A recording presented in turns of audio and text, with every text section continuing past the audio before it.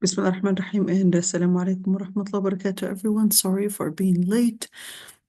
Let's continue what we were doing yesterday. So let's kind of refresh our memory. We talked about وَهُمْ يَنْهَوْنَ عَنْهُ وَيَنْأَوْنَ عَنْهُ. And we said that there were, well, first of all, the meaning يَنْهَوْنَ عَنْهُ, that they were preventing people from believing in the Prophet ﷺ, and يَنْأَوْنَ عَنْهُ, that they themselves, well, يَنْهَوْنَ عَنْهُ, the first one, is that they were basically preventing people from believing in the Prophet ﷺ.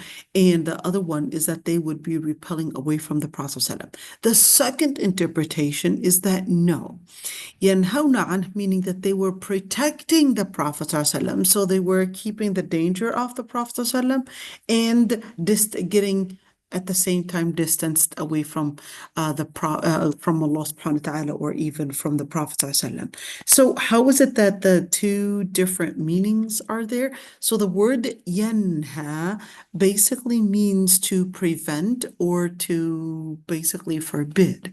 Okay, so when you see yanhauna an, were they forbidding people from believing in the Prophet ﷺ, or were they forbidding danger away from the Prophet ﷺ? So why would they have two different interpretations? Because there were some stories that had, or at least reports from Sirah, that reported that this ayah was revealed when the Prophet ﷺ was being persecuted by the different people of Quraysh. So that was that story, or those stories, that basically were mentioned, and then it was really referring to the Prophet ﷺ and his uncle Abu Talib. Okay, and we also talked about a particular person who happens to be within the story, and this person is Abdullah ibn Ziba'ara. And Abdullah ibn Ziba'ara was, at one point, he was not Muslim, and we called him an influencer because he was a poet, and one of the best poets within Mecca. And later, when he had become Muslim, we talked about his poetry and some of the poetry that he had done. There is actually a way that you can, let's see, maybe I can show you some of his poetry. Okay, some of his poetry that you could actually find. Let me see, maybe this website, was it this one? Is it this one? No, there's this website that actually has his poetry and a lot of, oh, here we go, Diwan. And they would actually have, look, here we go. Here are some of those poems that we know of that he had done. Okay, so you could see عدد أبياتها, meaning the stanzas. The stanzas, this would be 10, this would be 7, 6, 4. Okay, the number of stanzas. And you could see, oh, the longest one, or actually no, because the Ramal was actually even longer. Okay, so just for you to see the number of poems that we have. And let's see, they said right here, Abdullah ibn الزبعرة ibn Qais السهمي القرشي, Abu Sa'd bin Bani Sahm. He's basically from Quraysh, and that he was a sha'ir during the time before basically the pre-Islamic era. So he was from Quraysh, and he was actually known, most of his poetry was known to speak about loving his people, loving his tribe. In other words, that this is very common, by the way, that you had people that were so patriotic to their own tribe, or they were such in such deep honor of their tribe. And this was very common, that people basically wrote poetry in support of their own tribe. And certainly that was that patriotism that would push them to somehow speak of their qualities, of their courage, or anything like that. And certainly you could see his own poetry because he was like an influencer in the beginning of Islam. It was influencing many people to repel away from their religion. And later, Hassan ibn Thabit, who was the Prophet's personal poet, and Ka'b ibn Malik as well, they basically, in the beginning, of course, in the beginning, they were basically responding and putting in those rebuttals in poems, okay, against or rebuttals basically to respond to Abdullah ibn Zabara. And it isn't until later when he had become Muslim, okay, he basically هرب بعد فتح مكة إلى نجران. In the beginning, he actually had run away when the Prophet ﷺ had conquered Mecca. He ran to Najran. Just an idea about Najran. Najran is, I don't know if it is part of Syria or whether it is part of Jordan, but that area right now, at least, it wasn't part of Jordan or Syria because you want to remember at the time they didn't have these borders. Okay, they didn't have these borders, so you had the people, for example, in the southern part of what is called today Syria, they have the same culture as Jordanian culture. Okay, because Jordan, Libya, Lebanon, and Palestine were all Bilad al-Sham, and they were actually considered one. Okay, that's why I think the people that are Deir ez-Zor, for example, their accent sounds very Iraqi, and the people that are in what is that? The southern part of Syria, their accent sounds. What is that? What is that city called? It sounds very, very much like the Jordanian accent, even though they're actually Syrian, but it sounds like what is it called? Remind me, ladies, the sisters in Syria. What remind me? It's not Is it اللاذقية؟ no, not Ladiqi. Ladiqi is on the west. آه. Um, yeah, so this is on the south, right at the borders of Jordan. Their accent sounds very much like درعا. درعا. Dir'a. Yeah, yeah. Exactly. Dir'a sounds very much like the Jordanian accent, very much like it. And in fact, their culture, you could really see a lot of that culture is actually similar to a lot of the Bedouin Jordanian cultures. Okay, let's see. The Prophet ﷺ later had endorsed Ibn Zabara, okay, and the Prophet ﷺ, of course, with that endorsement, with that praise, certainly you could see that gave him that support. And later he would write poetry in support and certainly in praising the Prophet ﷺ. Okay, so just to see this person basically has a history of being a poet, and right now adding on to his skills, basically coming into Islam, was also adding on to the influence. All right. In the 15th year Hijrah, what happened in the 15th year Hijrah? Just a couple things to remember.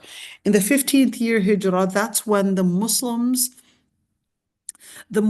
had conquered Persia, so they defeated Persia, and that was considered a superpower at the time.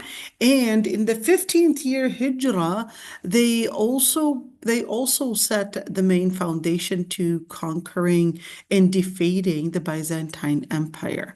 And the Byzantine Empire was defeated with Khalid ibn al-Walid being the leader of the two armies. So he was the leader in the army for the army that defeated the Persian Empire. And then when Umar ibn al-Khattab orders him, now then since you're done with defeating the Persian Empire, now I want you to go and I want you to continue your way and actually continue going all the way to Bilad al-Sham, which was controlled by the Byzantine Empire.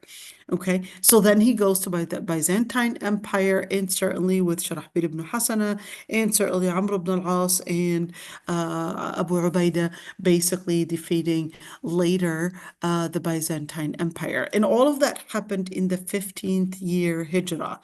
which actually marks also since we're speaking about the end of the Byzantine Empire, it would basically also mark the day when the Muslims entered Al-Quds. Okay, so later you could see that when Ibn Zibara had become Muslim, before, of course, it was doing all that endorsement and all the praise and patriotism for his own tribe. But after he had become Muslim, his poetry was mainly speaking about courage, the enthusiasm to defend Islam, and all of those different poems that would be also describe the different events that happened during those battles when, of course, defeating the Persian Empire and also defeating the Byzantine Empire, or even the different battles that not only specifically these two. Okay, so that was just one thing to say about Abdullah ibn Zibara. So later we know he became Muslim. Okay, we also talked about one very important thing, and we said that it would happen many times that, for example, this hadith that إنما حمله على ذلك الجزع or الخرع. Okay, and we kind of emphasized on that one, and we said sometimes due to the art and the calligraphy within that word, you can have different interpretations in the narrations because of the interpretation of that word. So we gave two examples. We gave the example as this word right here, il-khara, to being similar to al-jaza, basically putting this dot up here, taking out the dot, then you've got the same word. So you could see, looks like the same writing. Okay, and we also gave another example, aflaha wallahi in sadaq, or is it aflaha wa abihi in sadaq? And we said the reason for that is basically because of the calligraphy being the same. So then they had differences of opinions on really what it was. Okay, let's go to this ayah, which is where we were supposed to be going and doing. وَلَوْ تَرَى إِذْ وُقِفُوا عَلَى النَّارِ فقالوا يا ليتنا نرد ولا نكذب بآيات ربنا ونكون من المؤمنين. ولو ترى, and the word ولو ترى right here basically means in if you were to say. So the ayat were taking us into, we talked about this yesterday, they were taking us into taking this image. So it's kind of like a picture, and then it gave you the details of what conversation is actually, what is happening in the conversation. But this conversation, was it necessarily lisanul hal or lisanul maqal? We talked about this word lisanul hal and lisanul maqal, and let's just write it down and just remind you of it. Okay, so lisanul hal would basically be the words that would describe the body language, the circumstances, the environment. So that isn't necessarily literally them saying that. Lisanul maqal would be what they would literally say, the words that they would literally say. Okay, so was this lisanul hal or lisanul maqal? Were they literally saying, or would they be literally saying, فَقَالُوا يَا لَيْتَنَا, and they said, oh, if only we were given the chance, basically, to return to this life, in other words, to be tested, because now they recognize that there's only one way to not be held accountable and not get to hellfire, or get to the second stage, which is going for Jannah. There was only one way, and that way is basically to get tested. So they recognize that, hey, that you were supposed to be getting tested. You did get tested, but you failed the test, so now you're facing the consequence. So that's why they said nurad.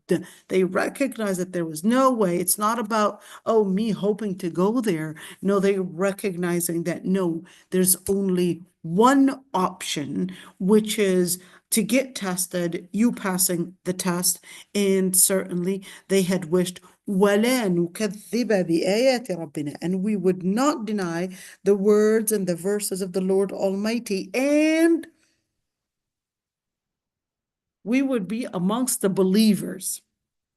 But I want to say a couple things here. So if you look at the words, it said فَقَالُوا يَا لَيْتَنَا. It said فَقَالُوا. How is it that it's telling me about something that is in the past? فَقَالُوا, that's a past term.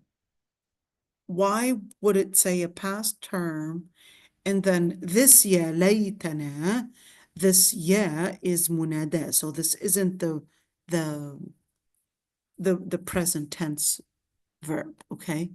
So يا ليتنا, they are saying يا ليتنا. That is يا, that's a munada. They're calling out, they're reaching out. But this reaching out to what? To hope. That's there to basically wishful thinking. Okay. Now, is this لسان الحال or لسان المقال? That's that place that you can decide whether you think this is لسان الحال or لسان المقال. Both would also be accurate. Okay. Now, why is it in the past tense? So it's in the past tense for a couple of reasons. Number one, فقالوا, some words in لغة عربية, when they're in the past tense, that's to show you and let you get this confirmation, that this is something that is for sure to happen. There is no doubt that this is going to happen. So the Quran would use the past tense to let you know that this is an affirmed circumstance that would happen, that will happen, and is not necessarily something that might happen in the future. So the ayah would bring it in the past tense. The second reason for the past tense is that Allah subhanahu wa ta'ala, just like in the ayah, أتى أمر الله فلا تستعجلوا. That Allah subhanahu wa ta'ala, أتى أمر الله. أتى أمر الله meaning that it already happened. But we know Judgment Day didn't yet happen. But Allah subhanahu wa ta'ala is telling us that He is beyond time, and even if He had used the past tense, He is beyond time. It's to give you that realization. أتى أمر الله. There's no doubt. فلا تستعجلوا, yet for you, don't rush bringing يوم القيامة, but what you would want to do is rush in turning to Allah subhanahu wa ta'ala. Let's see what al-Qurtubi wanted to say in regards to this ayah. So, وَلَوْ تَرَى إِذْ وُقِفُوا عَلَى النَّارِ, he said that would mean إِذَا وُقِفُوا عَلى النَّارِ. So here's the thing. Is it إِذَا or إِذ? So if we are to say إِذ, that would basically say when. Okay, when they would be standing on that day. Yet إذا, when you were to say إذا وقفوا على النار, that would basically mean if they were to basically stand right at the borders of hellfire. Okay, so إذ or إذا. إذ وقفوا, is it وقفوا or وقفوا? You could see that Ibn السميفع basically had, or Samayfa, I don't know if it's Samayfa or Samayfa, to be honest. Anyways, he basically had another qira'ah, إذ وقفوا, not وقفوا. What's the difference between وقفوا, which basically is this one, okay, and وقفوا? If you were to say وقفوا, that would basically be considered as an indirect, well, not an indirect, but it would be a clause that's not mentioning who the object is. It would be a passive voice. Passive voice. So it would be وقفوا, somewhat that the object who is making them stand is not mentioned. So whether it's the malaika, it's Allah subhanahu wa ta'ala. In other words, it's something that is done beyond their will. وقفوا, it's beyond their will. They didn't want to be there, but they had no option but to be there. So that would be وقفوا. But وقفوا is, well, just describing that they were standing there, and Allah subhanahu wa ta'ala basically, yes, gave them the order to stand there, and they basically implemented that order? Or is it that that malaika had driven them to stand there and they had no power to resist? Okay, at the end, وقفوا would mean that it was beyond their will, and وقفوا can carry that it isn't necessarily their will to stand there, but it was just describing when they would be standing. So it wouldn't necessarily speak about any will, but it would just say that they're standing there. Okay. And ala nar, is it standing on the fire or is it standing ala sirat? What's the difference? So sirat would actually mean a bridge. Okay. And ala nar, that they would be standing on the hellfire, or is this talking about that they would be standing on the bridge and underneath the bridge? Ya Allah, just imagining it is so scary. Nas'Allah al-afwa wal-afiyah. Underneath the bridge is basically the blazing fire of hellfire, and that would be right underneath the bridge. Okay, so if we're speaking about ala nar, whether you had said on the fire, whether you had said on a sirat, because anyways, the sirat is a bridge over hellfire anyways, and that's that interpretation, وَإِن مِّنكُمْ إِلَّا وَارِدُهَا, that every one of you will be eventually passing through it. And then the Prophet ﷺ describes that some of you would pass it with a blink of an eye. Ya Rabbi, may Allah subhanahu wa ta'ala make us amongst those that would pass it with no sabiqati adhab, with no torture. Make us from those that would pass it with speed, with great speed, and get to Jannah. Allahumma ameen, Ya Rabbi. Allahumma. Okay, so when you look at ala, is this when we're speaking about ala, is it necessarily talking about that they were standing next to it or they were standing on it? Okay, and that's that another area of debate. Because if you were to say ala, it means on, generally. But some scholars actually said, well, no, ala could also mean that they were next to it, basically observing it, they're recognizing it, okay? And the Hakat said, well, it basically means that they were all gathered at the doors of hellfire. And once they were standing there, that's like standing at the doors of hellfire, and the hellfire is basically right underneath them. That's when they would say that. Ya Allah, nas'Allah al-afiyah. Okay, now, of course, in many reports that all the people would basically end up standing at the threshold of hellfire, and it would basically start calling on who is the one that's supposed to be coming in. Ya Rabbi, may Allah subhanahu wa ta'ala let Jannah be the one to call us. Allahumma ameen. Okay, so the other interpretation is that wuqifu actually is talking about not standing there, but that they had actually entered it. And I want you to look at the preposition right here, and he said, well, fi can mean bima'na ala. So meaning certain prepositions can actually have different interpretations. So one preposition can mean, for example, if we're talking about ala, that would actually mean in. So that was that interpretation, and not necessarily on, but in fire. Okay, let's see. So when we say لو, ولو ترى إذ وقفوا, is that لو to mean that this is something that is like a wishful thing, or is this basically letting you see it, letting you imagine it, letting you get the sense of it? If you were to actually see such reality happening, how you would basically get into al-maw'idha. What is al-maw'idha? Al-maw'idha basically means a good reminder. That's al-maw'idha, just a good reminder. Okay, so if we're speaking about a good reminder, why would it say it in the way وَلَوْ تَرَى إِذْ وُقِفُوا, that they would be standing right there? That's to take us to imagine it, so to see it, etc. Here's another question. if we're capable of just giving some imagination, can we ask things like ChatGPT, things like, or do some of our own imagination?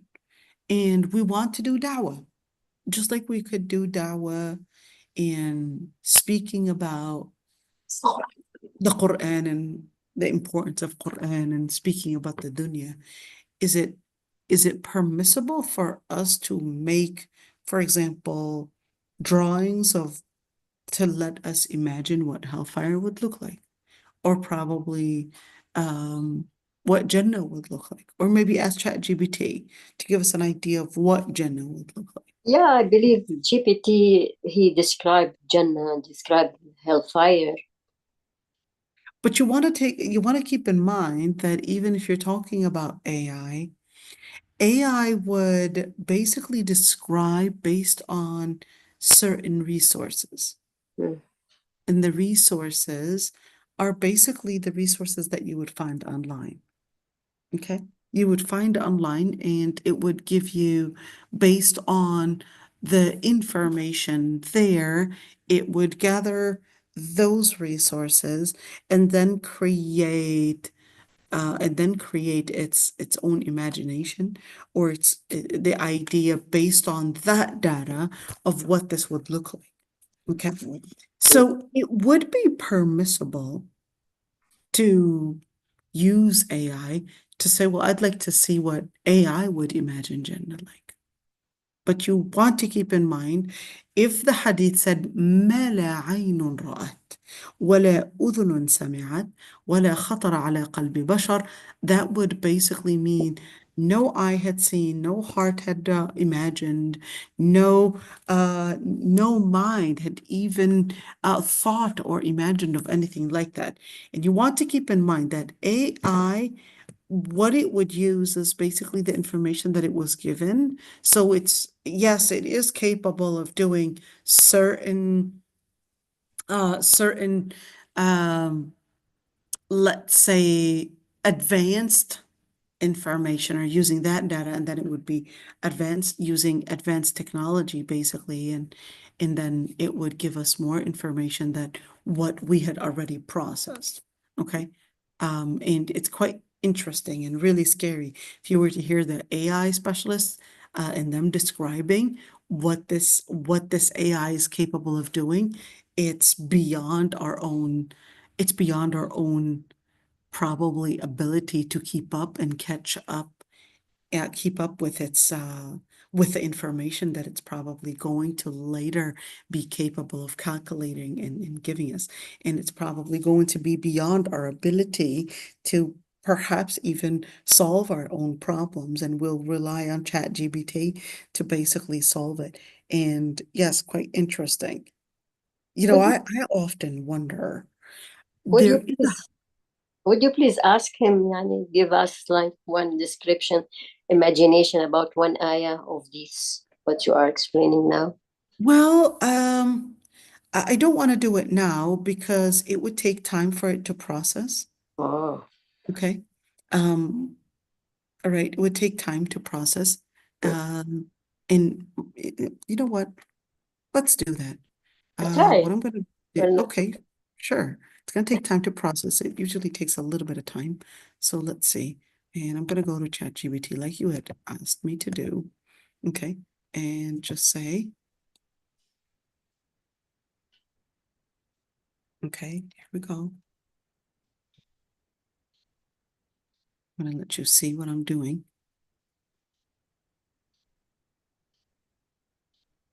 Okay. And I'm going to say,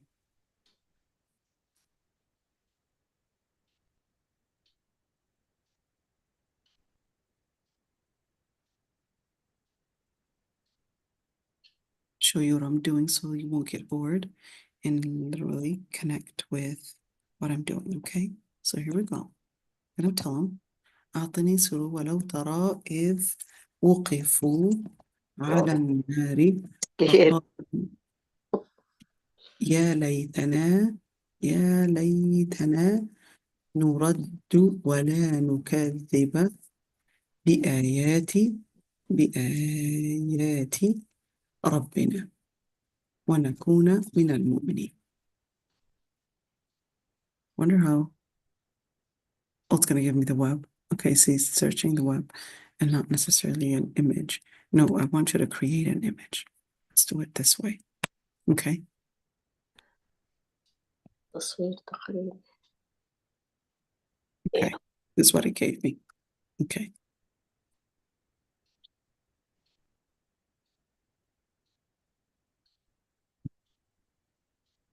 And right there, create an image. Okay, let's see.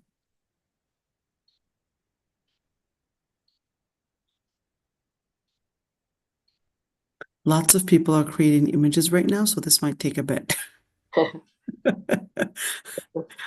حلقلي. Yeah. Okay.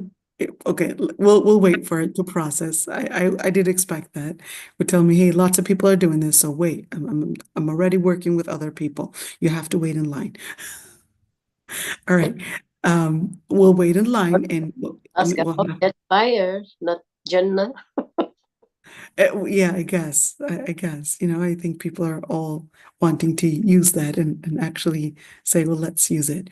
Okay. But like I said, it's permissible for da'wah purposes to do that, but we cannot rely on that's how the situation would look like.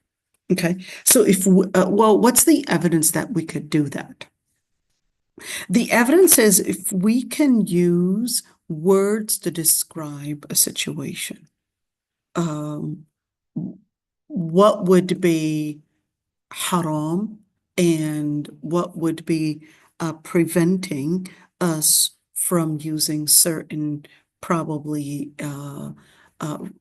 maybe a drawing of something. Okay. So, but is it permissible to draw people? That's another debate. So you've had some modern scholars, they said, well, no, because drawing people, the Prophet ﷺ said, "La'an Allah," that Allah subhanahu wa ta'ala had cursed al-musawwirin. So if he had cursed al-musawwirin, that would basically mean whether you're using digital or whether you're using an actual you drawing, that Allah subhanahu wa ta'ala had prohibited that we would draw people or living things. So let's say I don't want to draw people. I just want to put, just get an imagination or at least get a photo or an image of what hellfire looks like without people being in it. Okay. Would that be permissible? Would be permissible, just using your own imagination, just as using your own imagination or processing a digital imagination of what this would look like.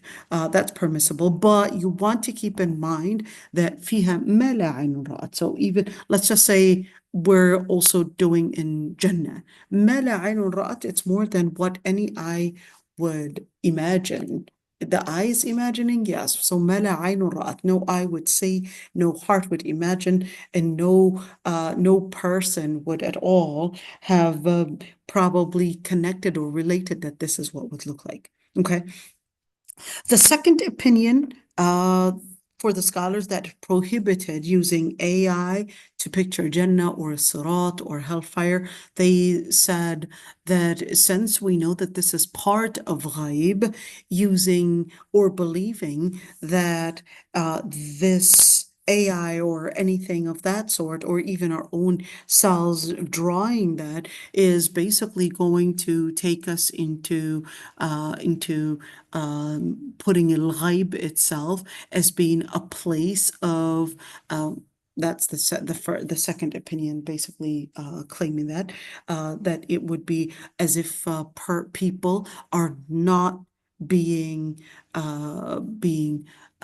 respectful and honorable, that this is ghaib, that this is basically is part of the unseen, and therefore to draw it on to, even if it's digital drawing, is basically a form of lying. So that's that second opinion. It's a form of lying. It's a form of getting into into al-ghaib, and therefore taking these images as basically things that Allah subhanahu wa ta'ala had described on Judgment Day, and that things are not in that detail. So therefore, to have people relate to these images and not relate to the words, and they would say, well, according to that second opinion, they would say it's enough to use the words as the Quran had basically given us the words. It's enough to use that as a reminder, and no need for all those pictures, and then ending up just like the Christians when they ended up, especially the Catholics, ended up using all those drawings in order to get into connecting people to the faith. And then people started connecting to the pictures, to the sculptures, to the images, and not to the inspiration within the words. That was the second opinion. The first opinion, they defended them that idea, and they said, well, there's nothing wrong with using the words and also assisting with the words to probably use modern technology or even modern methods to perhaps draw people to the faith and draw people to the religion itself, to give them the reminder, to give them the tazkiyah. And we're not using it to connect to the word, to the pictures, but we're using it to give this relationship for people to visualize, for people, just as we can visualize something, we could put that visual image. Can we necessarily put our imagination, as somebody is such a good person at art, and say, well, this is how I would imagine it, and here I am, I'm going to draw my imagination right there. Is there anything that would prohibit using that? So according to the first opinion, no. Second opinion considered that that is a form of abath. It's a form of absurdity. That's a form of disrespect and dishonoring the ghaib and dishonoring what Allah subhanahu wa ta'ala had sent. So the first opinion basically considered that it's permissible, nothing haram in it, if it's used for a good purpose, and we wouldn't necessarily be the regulation, we're not going to be necessarily believing that that's what it is 100%, but we're just getting an inspiration of how we would imagine that. Layla Ali, go ahead, dear. Assalamu alaikum. Wa alaikum assalam. My question is for what is it called? Anime. If you like put your picture and then you say to put you in anime form, and then Anime is different. Anime is different. The debate is going to be stronger for animes, and simply because you are drawing, or even if it's a virtual drawing of a living thing. Okay. Even if it's a virtual drawing and not you actually drawing, that's that strong debate. The strong debate about the hadith that Allah subhanahu wa ta'ala had cursed those that would draw the pictures of living things. So the first opinion was considering that any drawing of a living thing, so whether we're speaking about digital drawing or whether we're speaking about an actual drawing that you yourself would draw, of a living thing, would basically be the interpretation of that hadith. The second interpretation said that no, it's not necessarily the living thing. It's basically the sculptures. That's what is haram. It's the sculptures that they were doing because they were doing those sculptures in order to relate to the Lord Almighty. So they, whether the Greek or whether the pharaohs or whether we're speaking about the pagan Arab, etc., sculptures were generally used throughout different civilizations to give glory. Okay, and later, of course, they were used to relate to these sculptures in a way that they had some kind of a divine inspiration within them. So whether we're speaking about the different Ra, the god Ram, the god Ashtarot, all of those, or Hubal, or Manat, Lat, Uzza, all of those, they were basically common and famous gods that were famous at the time, and all of them you would see that there is a specific picture or a specific sculpture for it. Layla, go ahead, dear. I think what I was like meaning, I didn't say I didn't ask the question right. Like say I uploaded my picture and like no hijab, and then I said it put an AI generated, and then if I posted that picture online, is that going to be like me uncovered, or since it's like an AI generated? So the whole thing, what we're discussing, the whole AI generated, regardless of a hijab or not hijab, is there. But I would say with in putting it without hijab is even worse than generating that anime with hijab. It's even worse. Why? What's the evidence?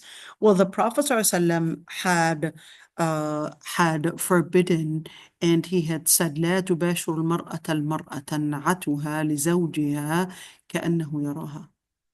The Prophet ﷺ had said that a woman should not describe another woman to her husband, in other words, to your own husband. He would imagine her as if he could see her. So if we can get the inspiration from this hadith, was it an actual thing? But no, it was just, she was just describing. She didn't get a picture. She was just describing this, this woman. She's got long, beautiful hair. It's blonde, it's white, whatever it is. And this is what she looks like, etc. Even though it's not an actual image, but just by creating that imagery of that person without hijab is basically right there mentioned in the hadith that it is actually a major sin.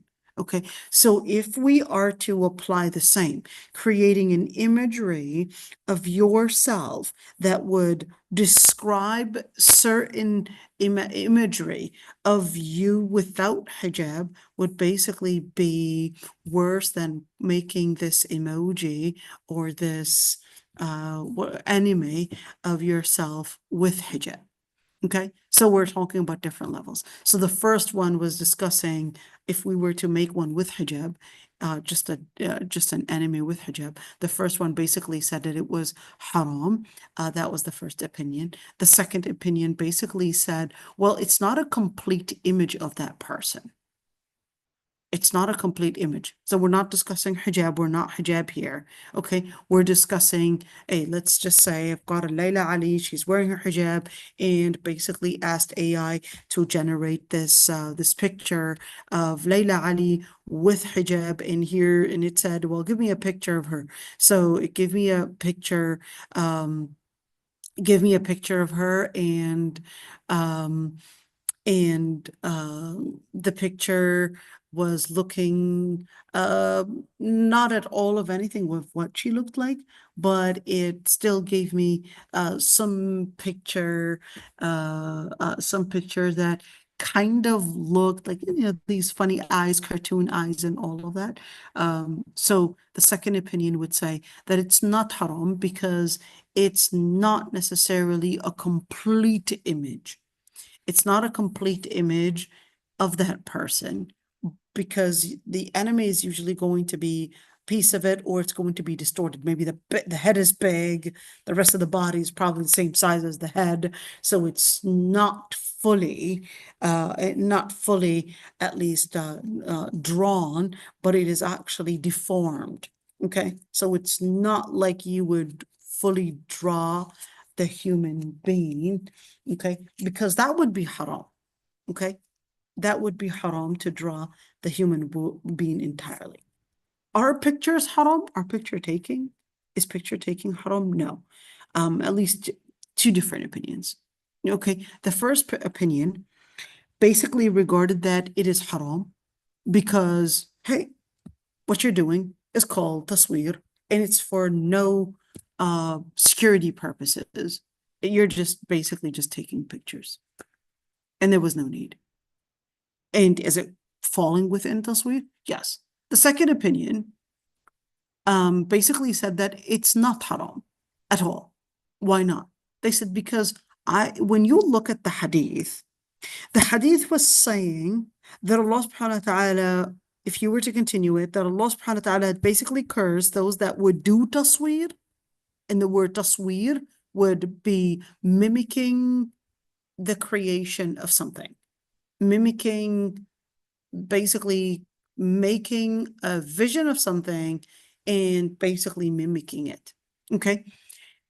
And they said it's not haram because if you were to continue this hadith, the Prophet ﷺ had mentioned in this hadith or in another hadith that on Judgment Day, Allah subhanahu wa ta'ala would order that person to blow the soul in it, and they would not be capable of blowing. So they end up blowing, blowing, and blowing, trying to blow the soul in it. But certainly that's not within their capacity. So their punishment would be to continue doing that blowing, which basically becomes an endless thing, an endless effort that would be basically this punishment.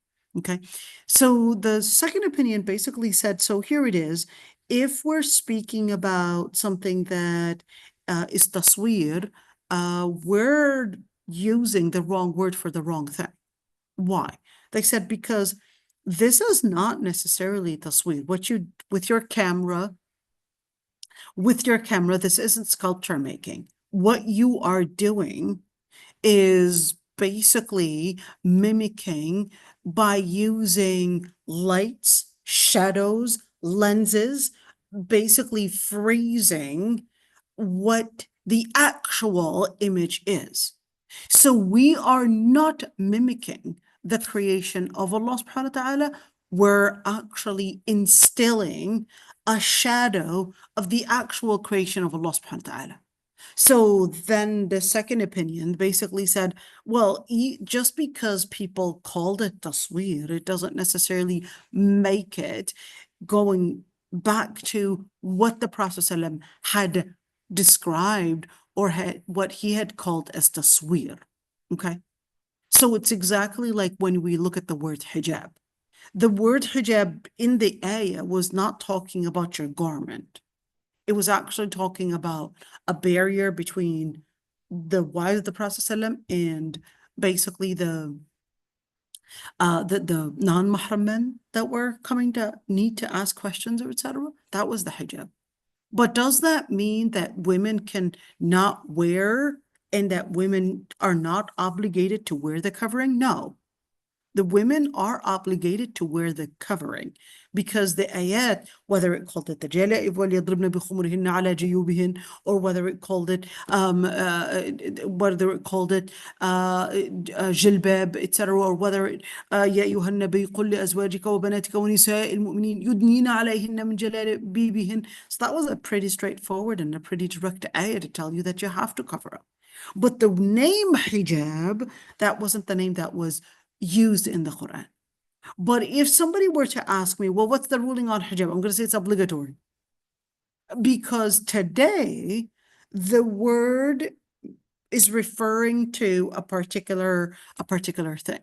So going back to the word tasweer, they said, okay, today they're using it as that word.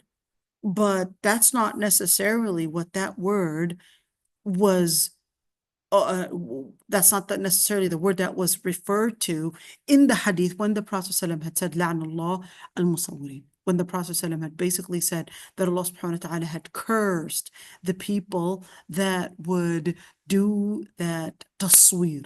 The tasweer mentioned in the hadith has a different definition than the picture taking. Okay. The third opinion basically said, well, okay, we're not going to say that it's haram entirely, but we will consider that if you are using that exception and taking the picture, that there would be an exception only for reasons that are necessary. Like what? Well, maybe you wanted to, I don't know, take a picture of your illness and show ChatGPT and tell ChatGPT, well, what do you diagnose this? Rash or whatever it is. Okay. Or whether we're speaking about picture taking for your passport. So that's basically, hey, this is a necessity. In other words, for security reasons, or a mugshot that you would take for prison. Okay. I was actually, the only time that I was asked to do, it was, I don't know if we can call that a mugshot, but it was really similar to a mugshot. Was basically when I was doing prison chaplaincy, and they had me do something really similar to mugshots. Okay, stand on the right, stand on the left, stand face, and then every single finger of your fingers, they would basically do basically fingerprinting and a thorough background check as well. I don't think they would do a background check on the criminals. Oh, they would already have their records. Okay. All right. Let's just see right here, our friend, ChatGPT, when I put walau tara, okay, I guess, did I actually misspell it? No, I didn't. Okay, this is what he gave me. So let's say, I'm gonna tell him to give me a picture that is more detailed, okay?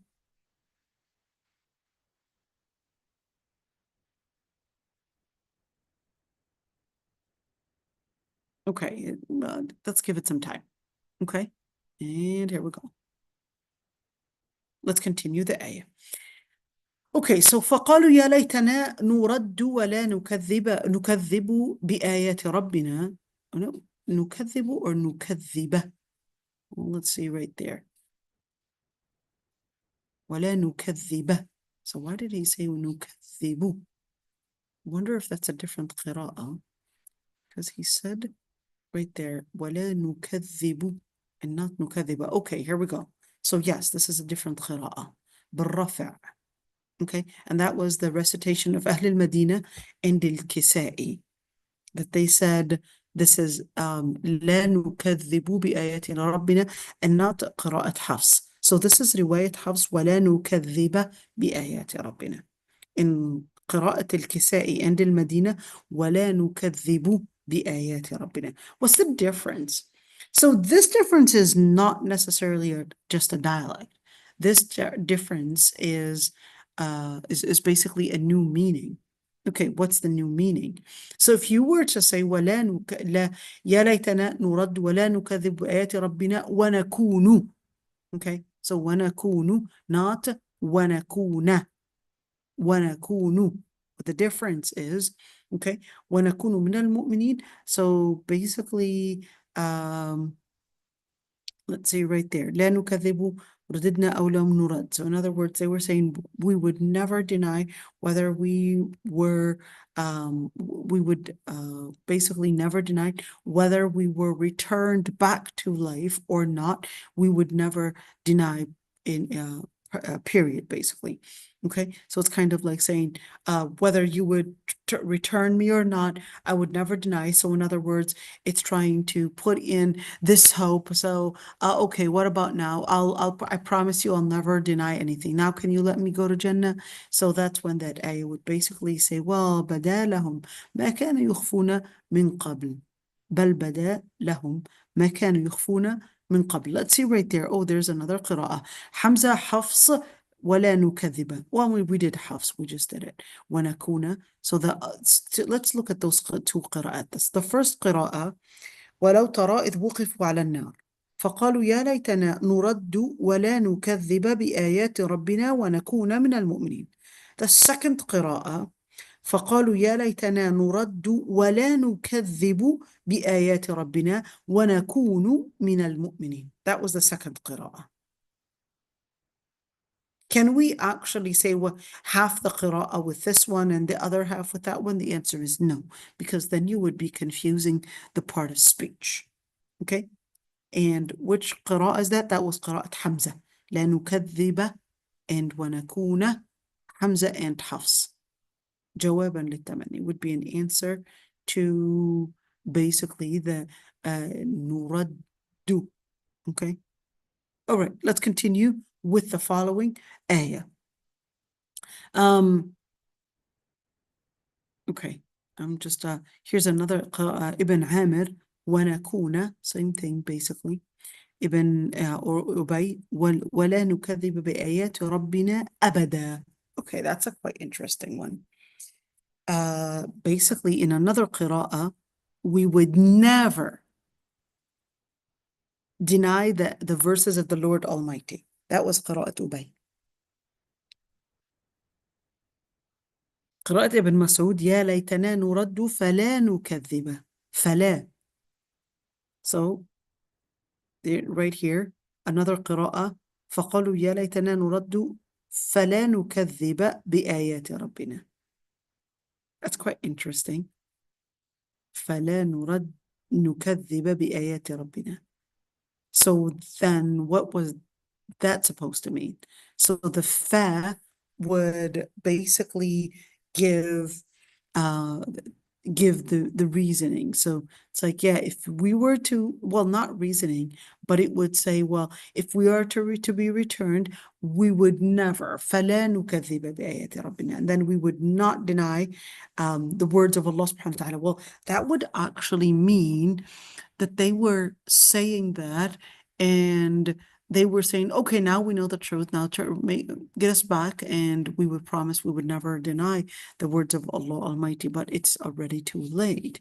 Okay, let's see. بل بدا لهم ما كانوا يخفون من قبل.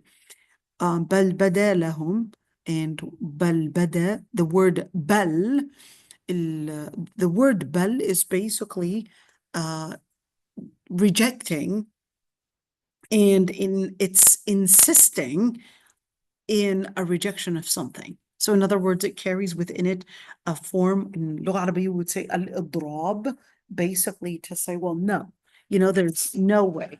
There's absolutely no way. In other words, it's putting in this affirmation. بَلْ بَدَا لَهُمْ. So here we go. What is it affirming of? Well, it's affirming that there's no return. So when you say that they were saying that wishful dream, that they would come back to life and basically be tested again, and they would not deny, and they would be believers or amongst the believers. Okay, but then the ayah said بَلْ بَدَا لَهُمْ. So now it's like, that is wishful thinking. That's never going to happen, and there's no going back. You were given the test, and that was it. So بَلْ بَدَا لَهُمْ. Now then, well, so what is then what's going to happen? Well, what's going to happen? This bel is basically objecting and saying that's impossible. And then, yet, what's going to happen? So every time you would have a bel, there would be one, what is rejected, and two, what is the new, or at least giving you that new affirmation. So it would tell you that, no, that's not what it's like, and here's what's going to happen. Okay, بَدَا لَهُمْ مَا كَانُوا يُخْفُونَ مِنْ قَبْلِ. And then what happened? Whatever they were hiding before, بَدَا لَهُمْ. It appeared to them. What does it mean that it appeared to them? What appeared? Okay, is this talking about the disbelievers, or is this talking about the munafiqeen? So the majority of scholars actually said it was talking about the hypocrites. Why? Why? Because the hypocrites were the ones that were concealing disbelief.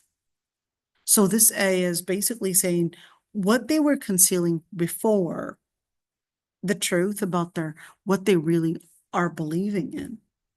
They were giving us a presentation that they were Muslim, but the truth of the matter, they were not Muslim.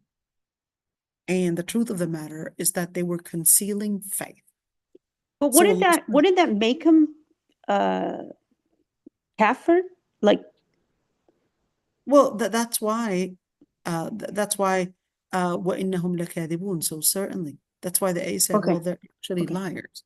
So certainly.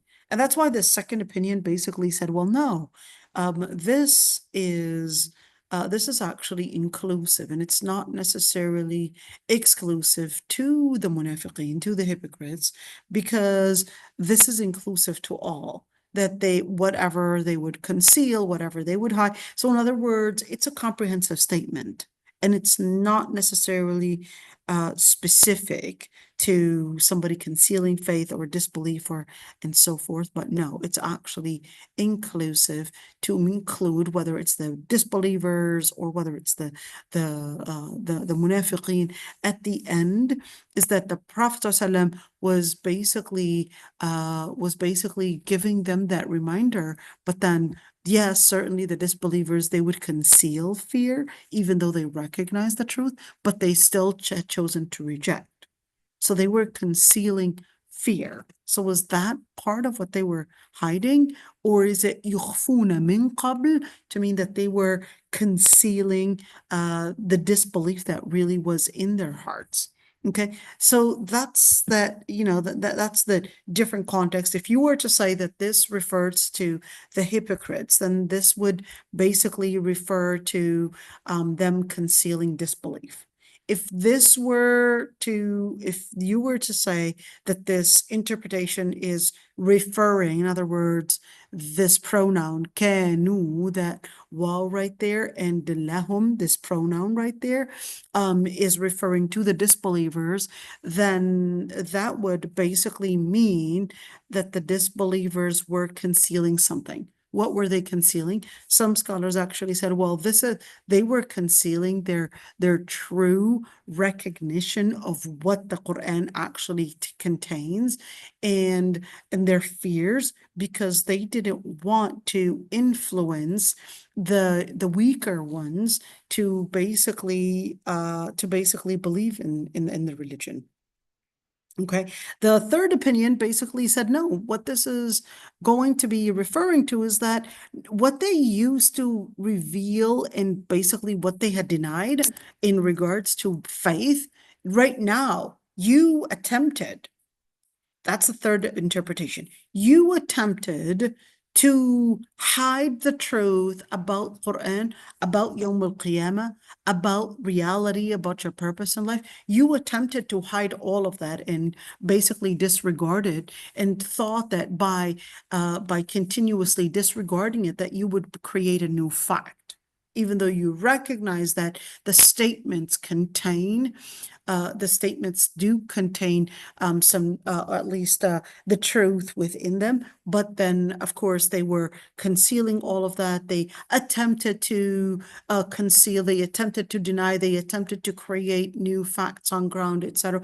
And that's what they were before, يخفون من قبل, meaning that they were hiding in dunya. They were hiding these facts in dunya. They were hiding this information. And certainly, whether it's hiding it by creating agendas to basically not have people be aware of this, or whether it's denying the actual wording itself, that this is basically what they were hiding in terms of truth. So whether it's hiding as an agenda to attempt to hide, or whether it's an actual hiding certain feelings, certain knowledge, etc., in order to support disbelief. Okay, so here we go. This is بَلْ بَدَا لَهُم مَا كَانُوا يُخْفُونَ مِنْ قَبْلُ. So this would basically say, well, now whatever they used to conceal is right now, right before their eyes, right there. There's no way that they can hide the facts anymore. وَلَوْ رُدُّوا لَعَادُوا لِمَا نُهُوا عَنْهُ. So that was, they were to come back, they would basically go back to what they were prevented from doing. Okay, they would go back to what they were prevented from doing, and then in the end is that giving them a second chance was nothing but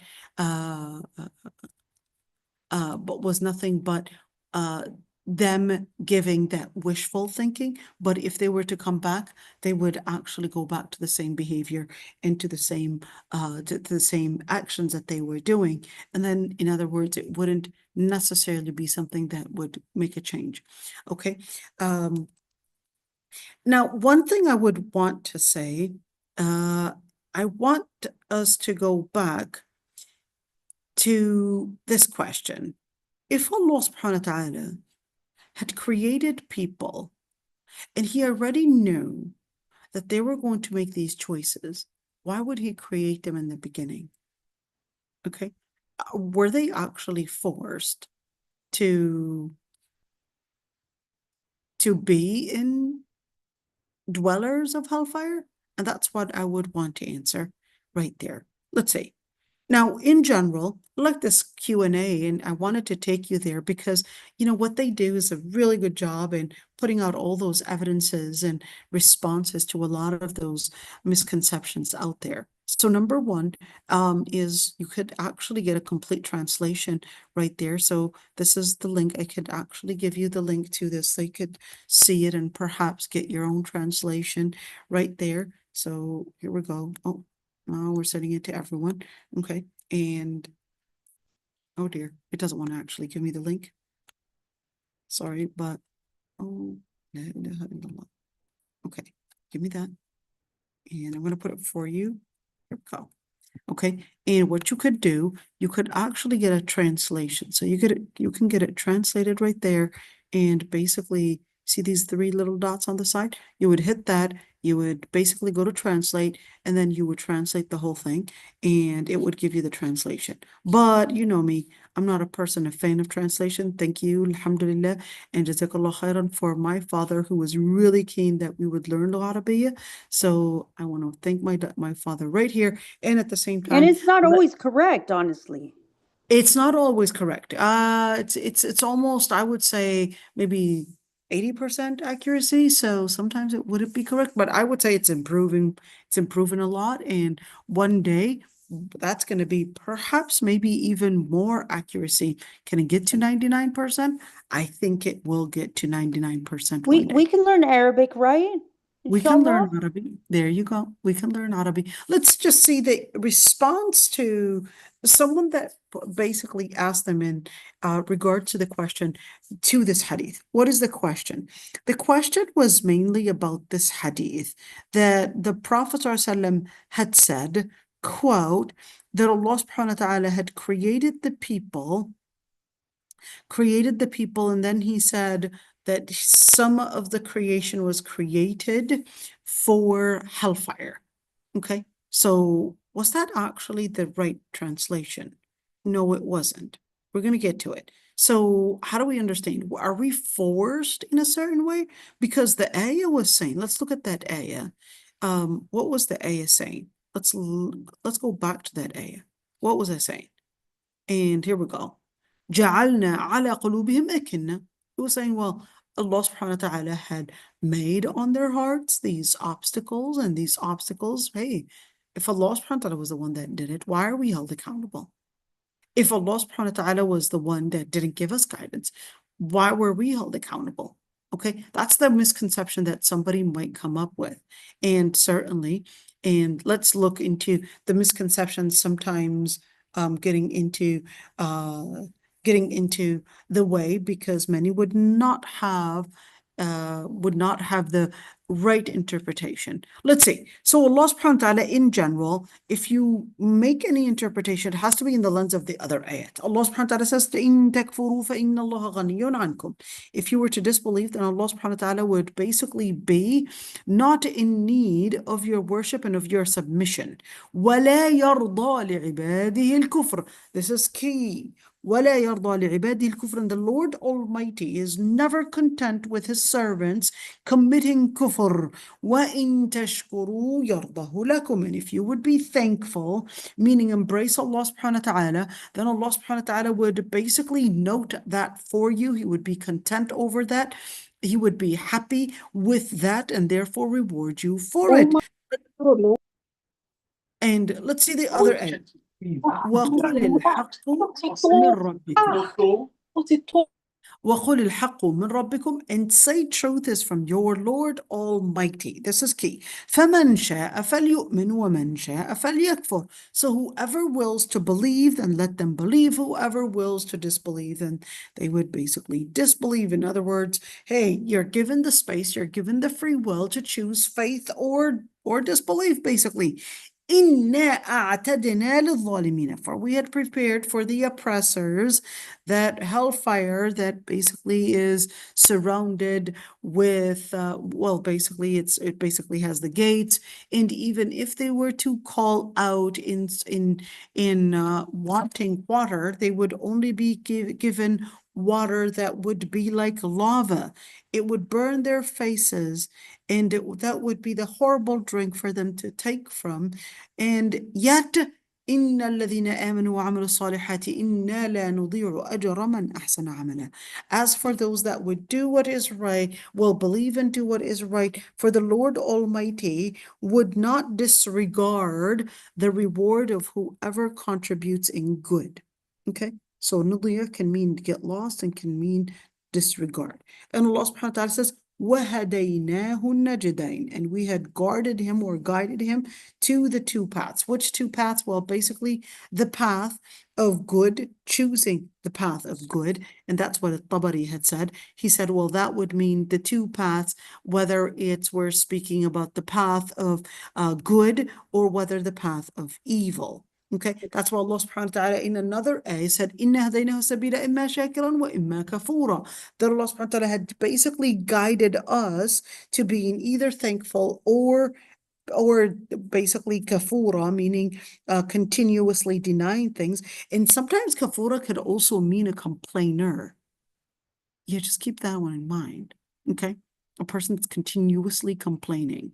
Why? Because Allah subhanahu wa ta'ala, a person that is continuously complaining is a person that thinks that they're entitled, and then the world is basically supposed to change in their favor on its own. No, don't expect that to happen. You got to contribute, and you have to basically make the change. Don't expect that people would come and change things for you.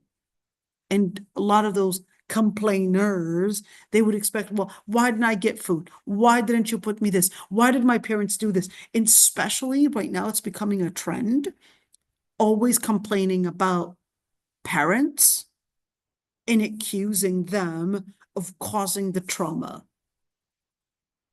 And this actually comes from the whole, I guess, psychology that right now is the trending psychology, basically that school, not Adler's school, but the other school of Freud, that all your life and all the different things that you go through are as a result of trauma. And who was there during your childhood trauma was, of course, apparently it's going to be the parent, but then it's always considering that yes, no matter what, the parent is always going to be somehow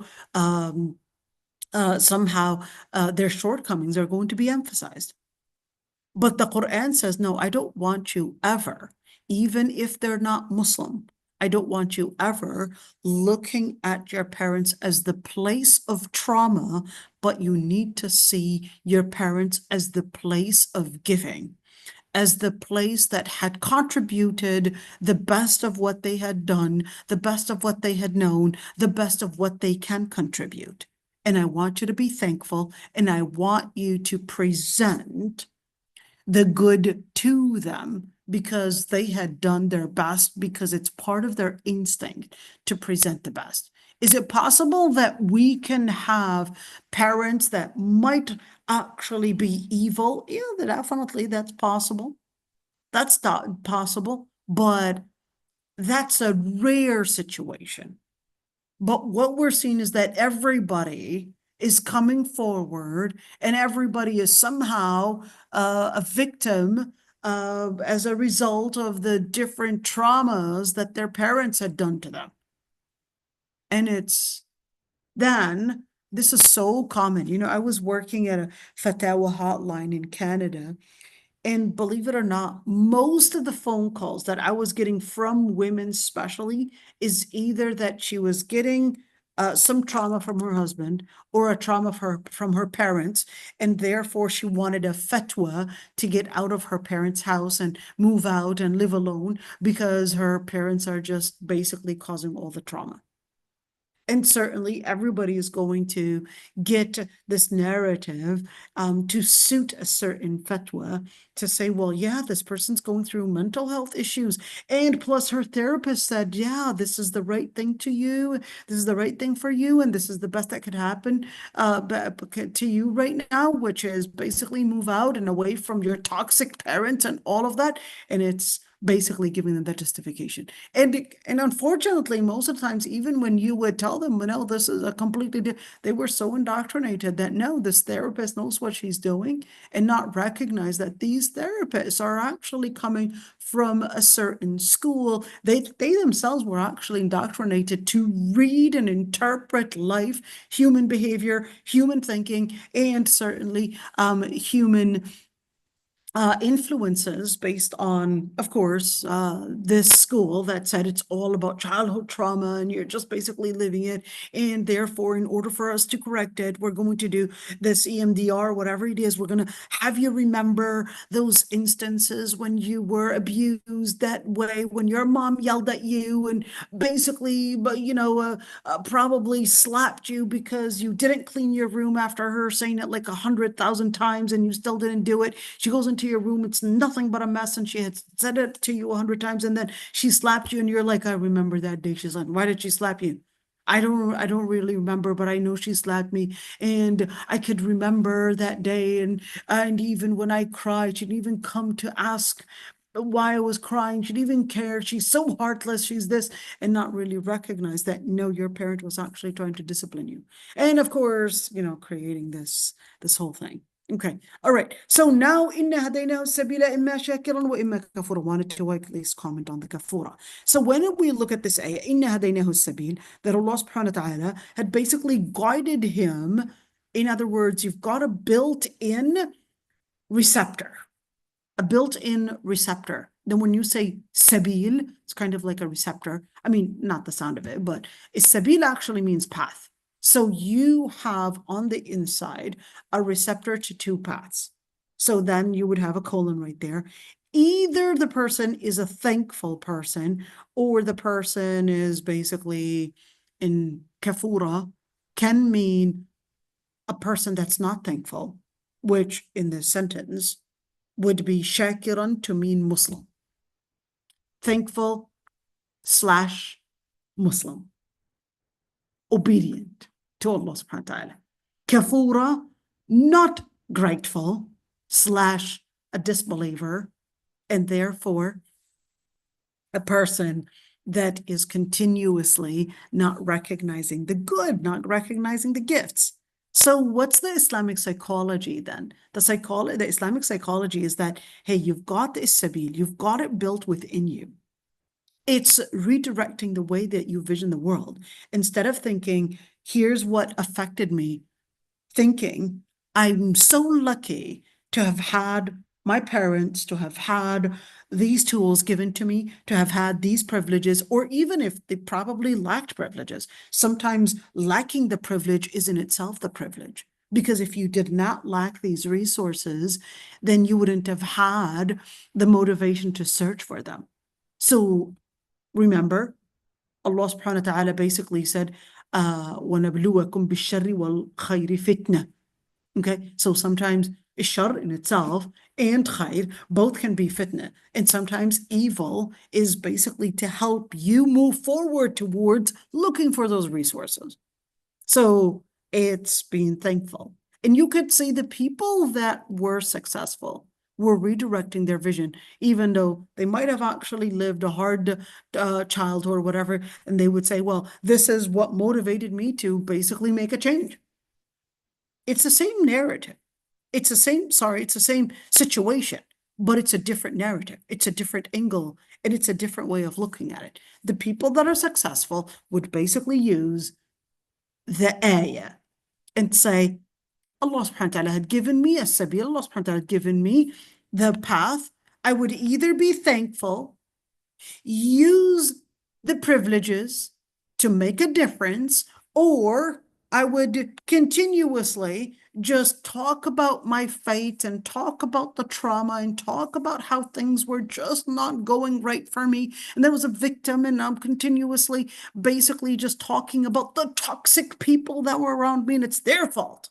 It's like, will you stop talking about toxic people, and maybe you could start talking about how you can make a change instead of continuously talking about how much of a victim you were. Talk about what you can change in your life in changing your vision by, instead of looking at the past, looking ahead and being thankful and recognizing what Allah subhanahu wa ta'ala had given you. Okay. And certainly that's also equivalent to Iman itself. A mu'min is a person that believes that Allah subhanahu wa ta'ala had put them in the right circumstance.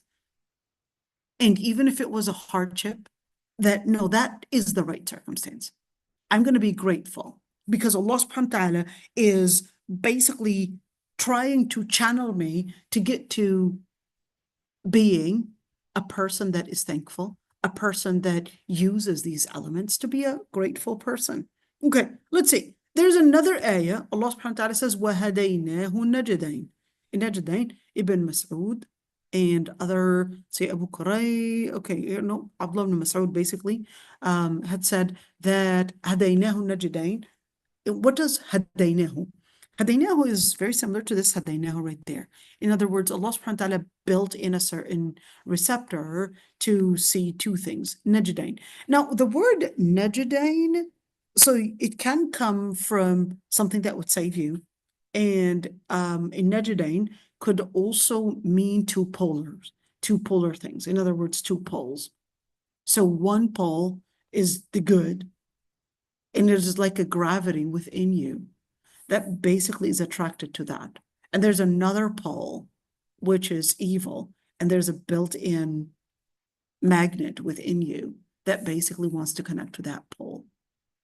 You've got a magnet built within you, receptor, that basically is connected to two poles, a pole towards good and a pole towards evil. But then the closer you get to good, the weaker that pole of evil becomes. The closer you get to the pole of good, the stronger your receptor that is built within you is basically going to get stronger and stronger because it's connecting to the pole of good. It's quite interesting, you know?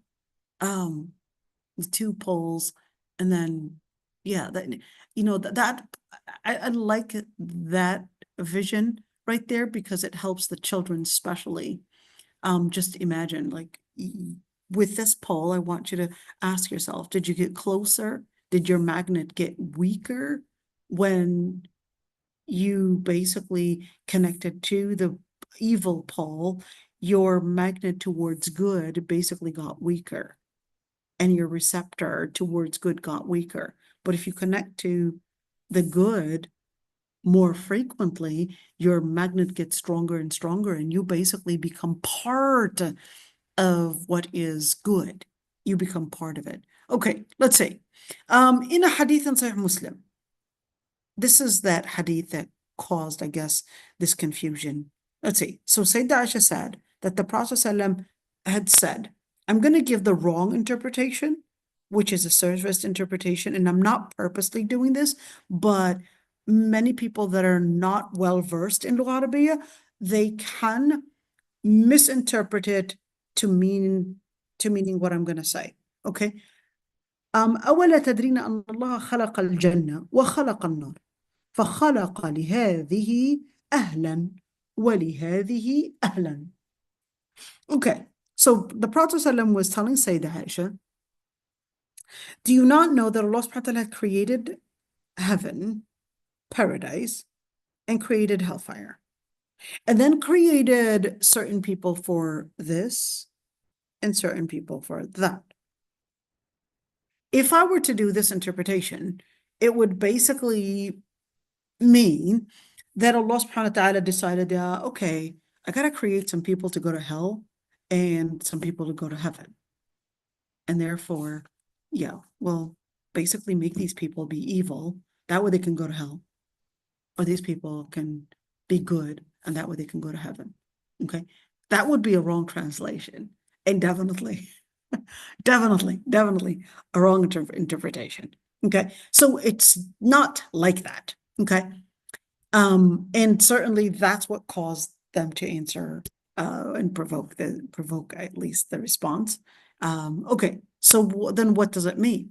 Okay, so when you look at this one, what it means, this big difference is basically لهذه أهلا فخلق لهذه, for this lamb right there. The person that is not well versed in Lugha Arabiya, they would understand this lam to basically mean the reasoning to something. So it's like creating, yeah, I'll create some people to go to hell and some people to go to heaven. So this would be that lam. Okay. But in Lugha Arabiya, this preposition does not only mean to give التعليل, to give the justification or to give the reasoning behind something. This lam could also mean the consequence of something. The consequence of something. So in other words, there are some people that are, so Allah subhanahu wa ta'ala created heaven and created hell, and there are some people that will eventually basically get into hellfire or Jannah, and others, they will eventually find themselves in heaven. So now it's talking about as-sayrura and al-aqiba and not necessarily a reasoning of it. That, yeah, there's going to come a time where they'll basically end up going to heaven or going to hell. Okay, and that's why we could say, of course, what Allah subhanahu wa ta'ala had basically said, وَمَا خَلَقْتُ الْجِنَّ وَالْإِنسَ إِلَّا لِيَعْبُدُونَ. And another thing is that Allah subhanahu wa ta'ala had said, I had only created the jinn and the ins, basically human beings and jinn, only to worship Allah subhanahu wa ta'ala. And if Allah subhanahu wa ta'ala, okay, if Allah subhanahu wa ta'ala had created us to worship Allah subhanahu wa ta'ala, that's the same thing. So, إِلَّا لِيَعْبُدُونَ, that's that lamb. In other words, well, the reason why they were created was basically to worship Allah subhanahu wa ta'ala. And are they necessarily is everyone necessarily going to do that? The answer is no. Some people are not going to choose to do that. Okay.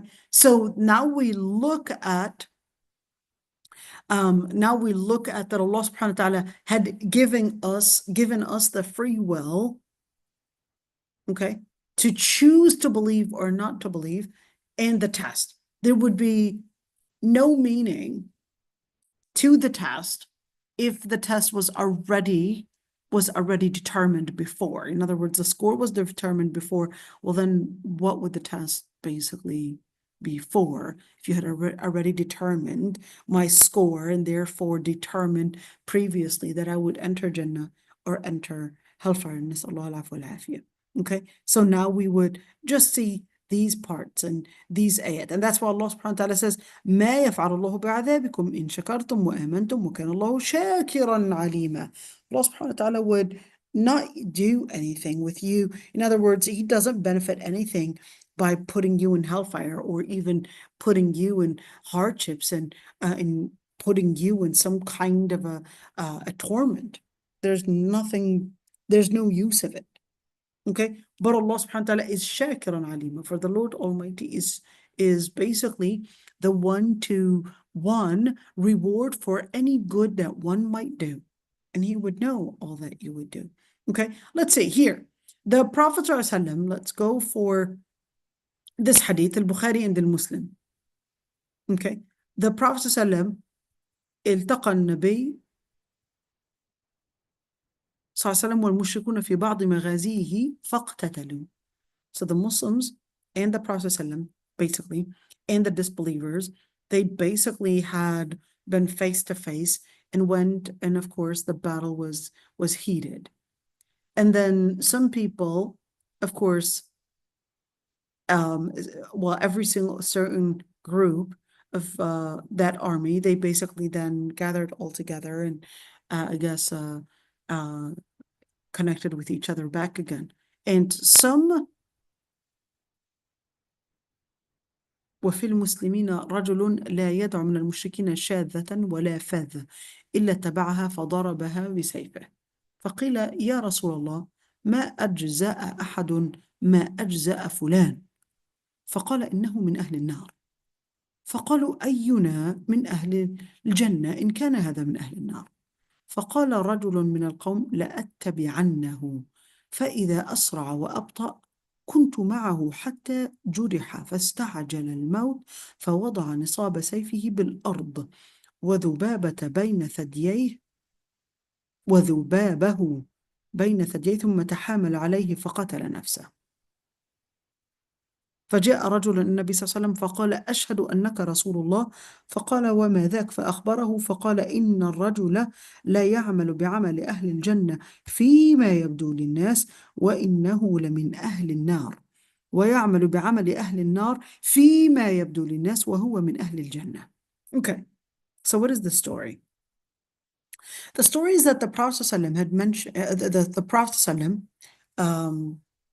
and the Muslims were basically in this army.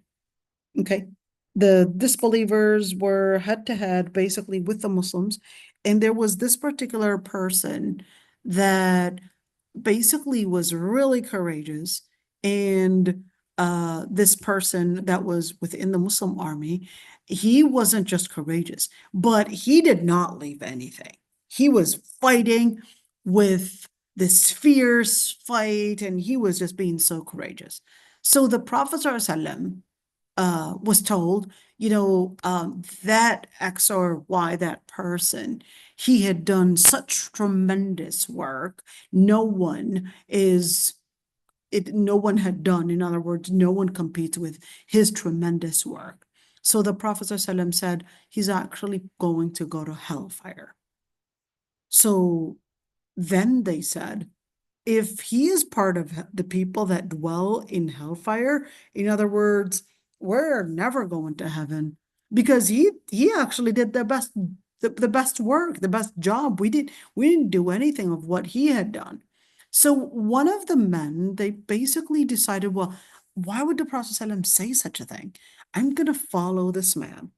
So he was basically just following him, just trying to see the consequence. Like, why would the Prophet ﷺ say that he's part of the people that would dwell in hellfire?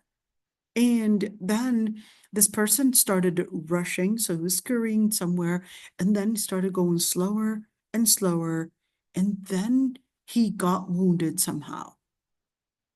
But then this person rushed death. I guess he wanted to do rush death, and what he did was basically put the sword on the ground and then basically put it right next to his chest in order to fix that sword on the ground, and then in order to lean forward on that sword. And then that's what he had done, and he eventually killed himself, even though he was doing the best work, but he had killed himself. So this man, that Sahabi that was witnessing all of this, I don't know why he didn't stop him, but and he comes to the Prophet ﷺ, and he said, I bear witness that you are the Prophet of Allah. And the Prophet ﷺ said, what's the story? And he said, he told him the story that I had seen the guy that you had said was going to be part of the people that dwell in hellfire commit suicide. And this is what he did to himself. And this is how he died. And he's there. Okay. So the Prophet ﷺ then commented on all of this, and he said, the man could do the actions of the people of Ahlil Jannah, the people of the dwellers of the people of Jannah, as to what appears to people. So what appears to people is this person basically praying, this person is memorizing Quran, this person's donating, this person's helping out, this person's sharing smiles, this person is just the most beloved person. And what it appears to people is that this person is nothing but a good person. But then the Prophet ﷺ said, وَإِنَّهُ لِمِنْ أَهْلِ النَّارِ. But the truth of the matter, that they're actually dwellers of hellfire. Why? Because what you had seen is basically the outside and not really the inside. You don't know the details about that person. And same thing. And someone can do the actions of the people of hellfire, but the truth of the matter is that they're actually dwellers of heaven. In other words, that's when we could say don't be judgmental, okay? That's when we could say don't be judgmental and rush in judging people that they are part of hellfire or part of heaven. That's something that Allah subhanahu wa ta'ala would know. What is the end of that person? And that's why Allah subhanahu wa ta'ala said right there, يُثَبِّتُ اللَّهُ الَّذِينَ آمَنُوا بِالْقَوْلِ الثَّابِتِ فِي الْحَيَاةِ الدُّنْيَا. That Allah subhanahu wa ta'ala would basically be the one, if they're believers, He would basically keep them steadfast in the type of words. If a person is steadfast in words, what your words are continuously saying, your words are going to determine your ending. Your words are basically the key to keeping you بالقول الثابت, to being steadfast, committed on the words of what? What is القول الثابت? Is it لا إله إلا الله? Well, that's one thing. لا إله إلا الله. بالقول الثابت. قول الثابت is basically the message that Allah subhanahu wa ta'ala had basically sent onto the prophets, al-wahi. And in al-akhirah, they would also be steadfast in al-akhirah. Wouldn't Yet, that be also with hearing and what you're seeing too? absolutely. Yeah. Well, the thing is that القول الثابت, to be able to say القول الثابت, let's go back to that ayah. Remember last time when we were doing the tafsir right there, we were talking about منهم ما يستمع إليك and جعلنا على قلوبهم أكنة أن يفقهوا في أذانهم وقراء, etc. And then you said, well, the reason حتى إذا جاءك, when we said Ibn al-Hajib basically said حتى, that this is giving me the reason. Why were their hearts closed? Why were their ears not capable of hearing things or processing? Why were their eyes not capable of seeing it? Well, it was يجادلونك يقول الذين كفروا. It's basically what they were saying. So what a person says is basically what's going to process in their brains, and certainly whatever is going to process in their brains, it's basically going to be their identity. It's going to be what's going to determine who they really are.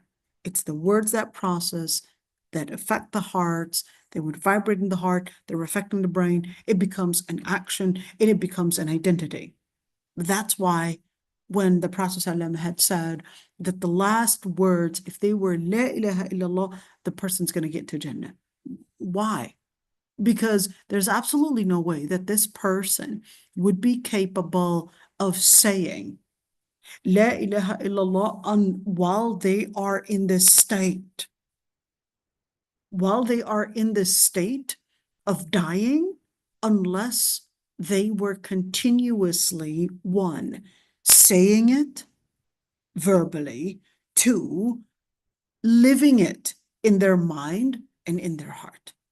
So in al-akhirah, they would be resurrected with the same commitment. A commitment, what kind of words are you saying? What kind of behavior are you showing? What kind of life are you living? That's your identity. Can you make that like a separate video? Just what you're saying. Oh, inshallah. Jazakallah. وَيُضِلُّ اللَّهُ الظَّالِمِينَ. Allah subhanahu wa ta'ala would misguide us. Allah subhanahu wa ta'ala is misguiding people? No, Allah subhanahu wa ta'ala is not misguiding you. Allah subhanahu wa ta'ala created the pole within you to choose what is right and what is wrong. But it's يُضِلُّ اللَّهُ الظَّالِمِينَ, meaning Allah subhanahu wa ta'ala had created patterns, He created paradigms. He basically created a law on earth that if you do what is right, you stay steadfast in your behavior. You stay connected to what is good. There's that pole of khayr that's going to pull you towards it. But if you insist to basically connect with the pole of evil, well, then that magnet that is within you, that receptor, it's going to get closer and closer to that pole of evil. So when you say yudillullahu dhalimin, it's Allah subhanahu wa ta'ala telling you, well, there's a certain law, there's no changing to the law. There are certain things that Allah subhanahu wa ta'ala created facts on ground. It's that you have to recognize these facts. You have to recognize how you relate to the facts. You're not going to bend the laws, but you will have to bend to the laws that Allah subhanahu wa ta'ala had basically determined. And that's bending to Allah subhanahu wa ta'ala's laws. That's basically submitting to Allah subhanahu wa ta'ala. Yudulullahu dhalimin wa yaf'alullahu ma yasha. Okay? But in the end, the rule is وَالَّذِينَ جَاهَدُوا فِينَا لَنَهْدِيَنَّهُمْ سُبُلَنَا. Those that would put an investment to guidance, Allah subhanahu wa ta'ala would would basically guide them to the path of Allah subhanahu wa ta'ala. And Allah subhanahu wa ta'ala is لَمَعَ الْمُحْسِنِينَ. Well, if you are part of al-muhsinin, then that's the aim that you would want to get to, that you want to be part of al-muhsinin. You want to be part of those that basically are at the highest level of faith. For the Lord Almighty also said, إِنَّهُ مَن يَتَّقِ وَيَصْبِرْ فَإِنَّ اللَّهَ لَا يُضِيعُ أَجْرَ الْمُحْسِنِينَ. Whoever would invest in religious integrity, but there's no investment in religious integrity unless you put an amount of endurance on pain. And that's why the ayah said, فَإِنَّ اللَّهَ لَا يُضِيعُ أَجْرَ الْمُحْسِنِينَ. Then Allah subhanahu wa ta'ala would not disregard the reward of al-muhsinin, the reward of those that would be looking at investing good despite perhaps the different odds out there. And same thing, وَأَنَّ اللَّهَ لَا يُضِيعُ أَجْرَ الْمُؤْمِنِينَ. In other words, the main conclusion that we want to get to is that Allah subhanahu wa ta'ala did not predetermine who's going to get to hellfire and who's going to get to Jannah. But He had basically given you the receptors, they're inside of you. You just have to activate the receptor of good and deactivate the receptor of evil. That's what you have to do. You have to activate the receptor of good. How? Well, basically by putting in an amount of taqwa, putting in an amount of endurance, putting in an amount of effort, basically right there. So al-jihad would be effort, taqwa would be commitment and religious integrity, and sabr would mean there's going to be some endurance that's not going to be easy, and also يَسْتَبْشِرُونَ بِنِعْمَةٍ مِّنَ اللَّهِ وَفَضْلٍ, and also be hopeful. I want you to look at these. Be hopeful. Don't give up on having faith that Allah subhanahu wa ta'ala inshallah will give me Jannah. Inshallah subhanahu wa ta'ala will forgive me. Yes, I've got my shortcomings, but inshallah subhanahu wa ta'ala will basically include me in Jannah. Allah subhanahu wa ta'ala will include me as part of those that would make it. That's my hope. So what are we living in? We're living in, yes, we're putting in the effort. Yes, we're putting in that commitment, enduring the pain, and also being hopeful. And that's that mu'min that lives between al-khawf wal-raja.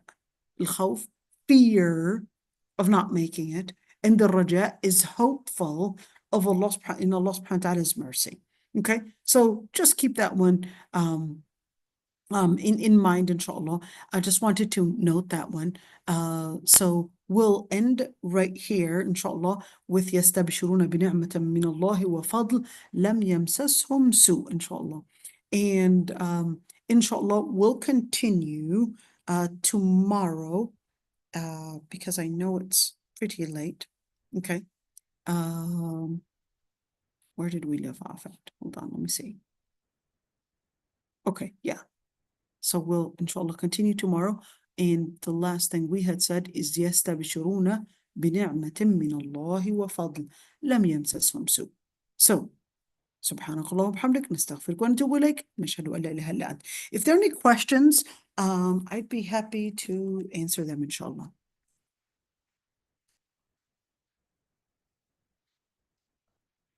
No questions?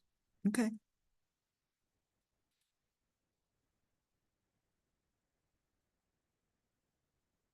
All right. So we'll end right here, inshallah.